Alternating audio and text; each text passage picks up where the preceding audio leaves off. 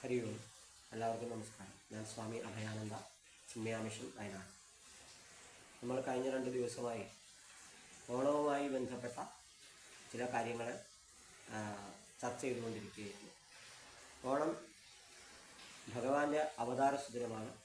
ഭഗവാൻ വാമനമൂർത്തിയായി അവതരിച്ച സുദിനമാണ്. ഭഗവാനെ സ്മരിക്കാനാണ് നമ്മൾ ഓണം ആഘോഷിക്കുന്നത്. ഓണത്തിന് നമ്മൾ വാമനമൂർത്തിയാണ്, തൃക്കാക്കരയപ്പനെയാണ് പൂജിക്കുന്നത്. അത് ഓരോ സ്ഥലങ്ങളിലും ഓരോ ദിവസങ്ങളിലാണ് തൃക്കാക്കരയപ്പനെ വെക്കുന്നത്. പൂരാടം മുതൽ പൂരാടക്കുട്ടിയായി വെക്കുന്നതുണ്ട്, ഉത്രാടത്തിന് വൈകുന്നേരം വയ്ക്കും. ഇങ്ങനെ പലതരത്തിലും തൃക്കാക്കരയപ്പനെ വെച്ച് പൂജിക്കും. തൃക്കാക്കരയപ്പൻ്റെ രൂപം ഏകദേശം ഒരു സ്തൂപം പോലെയാണ്. അത് മണ്ണിൽ തട്ടി പൊത്തി അടിച്ച് തയ്യാറാക്കുന്നതാണ്. ഓരോ വർഷവും ഓരോ ഓണത്തിനും പുതിയ തൃക്കാക്കരയപ്പനെ ഉണ്ടാക്കണമെന്നാണ്. നമ്മുടെ സമ്പ്രദായത്തിൽ ആധ്യാത്മിക തലത്തിൽ അല്ലെങ്കിൽ വേദാന്തത്തിൻ്റെ അല്ലെങ്കിൽ അദ്വൈത വേദാന്ത തലത്തിൽ ഒരു പ്രധാനപ്പെട്ട ഒരു കാര്യമുണ്ട്: ഫോം ടു ഫോംലെസ്. രൂപത്തിൽ നിന്ന് അരൂപിയിലേക്ക് അല്ലെങ്കിൽ സാകാരത്തിൽ നിന്ന് നിരാകാരത്തിലേക്ക്. ഇപ്പോൾ വിനായക ചതുർത്ഥി കഴിഞ്ഞിരുന്നു. വിനായക ചതുർത്ഥിക്ക് പൂജിച്ച ഗണപതി വിഗ്രഹങ്ങളെയൊക്കെ നിമജ്ജനം ചെയ്യും. ആ വലിയ പാടുപെട്ടുണ്ടാക്കിയ ആ വിഗ്രഹങ്ങളൊക്കെ അവയെ ഒഴുക്കി അതിൻ്റെ രൂപമില്ലാതെ ഉണ്ടാക്കും. ഇതേ ഒരു തത്വം തന്നെയാണ് തൃക്കാക്കരയപ്പൻ്റെ കാര്യത്തിൽ. തൃക്കാക്കരയപ്പനെ ഉണ്ടാക്കി ഉത്രട്ടാതി വരെ പരമാവധി പൂജിച്ച് അത് പൂജാ സമ്പ്രദായങ്ങൾ അറിയാവുന്ന ആൾക്കാരാണെങ്കിൽ അതിന് 3 നേരത്തെ പൂജ, അല്ലെങ്കിൽ ഒരു നേരമോ അല്ലെങ്കിൽ രാവിലെയും വൈകുന്നേരമോ അങ്ങനെയൊക്കെ ആയിട്ട് പൂജ ചെയ്യും.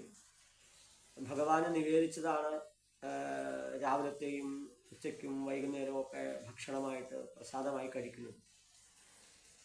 അപ്പം ശരിക്കും പറഞ്ഞാൽ ഓണത്തിന് ഭഗവാന്റെ പ്രസാദമാണ് നമ്മുടെ സദ്യ ഉൾപ്പെടെ എല്ലാം. അതവിടെ ഇരിക്കട്ടെ. ഈ തൃക്കാക്കരയപ്പന്മാരെ തള്ളുക എന്നാ പറയുക. പൂജ ഓണം കഴിഞ്ഞിട്ട് പൂജ കഴിഞ്ഞ് പതുക്കെ അതിനെ കെടുത്തി വയ്ക്കും. എന്നിട്ട് ഈ തൃക്കാക്കരയപ്പന്മാരെ പുറത്തു കൊണ്ടുപോയി മഴയത്തും വെയിലത്തും വയ്ക്കും. അത് അവിടെ ഇരുന്ന് മഴയും വെയിലും ഒക്കെ കൊണ്ട് അത് പൊടിഞ്ഞ് അല്ലെങ്കിൽ അലിഞ്ഞ് ഇല്ലാതെ ഉണ്ടാകും. അടുത്ത വർഷത്തെ ഓണത്തിന് പുതിയ തൃക്കാക്കരയപ്പന്മാരെ ഉണ്ടാക്കും. ഇപ്പം ഈ നമ്മുടെ ആഘോഷങ്ങൾ വളരെ കൃത്യമായിട്ട് ആലോചനയോട് കൂടിയിട്ട് നമ്മുടെ പൂർവികർ തയ്യാറാക്കിയിട്ടുള്ളതാണ്. ഇങ്ങനെ ഒരു രൂപം ശരിക്കും പറഞ്ഞാൽ രൂപമില്ലായ്മയുടെ രൂപമാണ്. വാമനമൂർത്തി ത്രിവിക്രമനായി വളർന്ന സമയത്ത് ത്രിവിക്രമനെ കാണാൻ പോലും സാധിക്കാത്ത അത്രയും വലുപ്പത്തിലാണ്. അതിനു മുന്നിൽ ഒരു പൊടിയുടെ അത്രയേ ഉള്ളൂ ബലി ബാക്കിയുള്ളവർ. അപ്പം അങ്ങനെ ഭഗവാൻ വളർന്ന് വലുതായ ഒരു ഭാവത്തെയാണ് തൃക്കാക്കരയപ്പൻ്റെ രൂപമായിട്ട് നമ്മൾ പൂജിക്കുന്നത്. തൃക്കാൽ കരയപ്പൻ ആണ് തൃക്കാക്കര ആയത്, പിന്നെ അത് തൃക്കാരപ്പനായത്. എന്തായാലും ഓണവുമായി ബന്ധപ്പെട്ട കൂടുതൽ കാര്യങ്ങൾ നമുക്ക് വരും ദിവസങ്ങളിൽ കാണാം. എല്ലാവർക്കും ഹരി ഓം.